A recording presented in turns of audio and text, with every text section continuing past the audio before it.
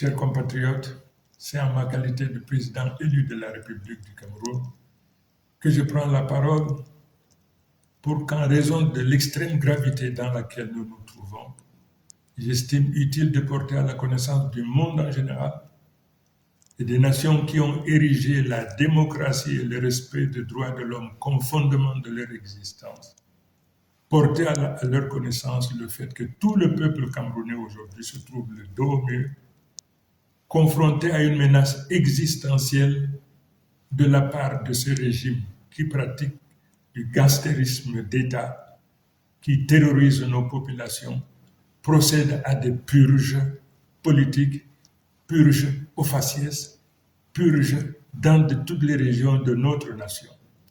Une situation inacceptable, intolérable, dès lors qu'en dehors de toute procédure judiciaire, des dizaines, des centaines, des milliers de Camerounais sont arrêtés, incarcérés, persécutés. Je voudrais donc également attirer l'attention de tous les Camerounais, mais en particulier de tous ceux qui ont foi en Dieu, du sacrilège, de la profanation auquel s'est livré le président Biya lors de la soi-disant prestation de serment. Le monde entier sait que Biya n'a jamais été élu. La nation camerounaise dans son ensemble sait que Biya n'a jamais été élu. Mais qu'il se permette de poser la main sur la Bible au nom de Dieu. Il apparaît donc aujourd'hui à tout le monde que pour M. Biya, Dieu n'est qu'un instrument qui lui permet donc de réaliser ses basses besognes. Je voudrais donc dire à ce régime qui pratique du gangstérisme d'État, qui se livre à du terrorisme d'État, qui arrête à tour de bras, qui procède à des purges ethniques, des purges au faciès sur l'ensemble du territoire.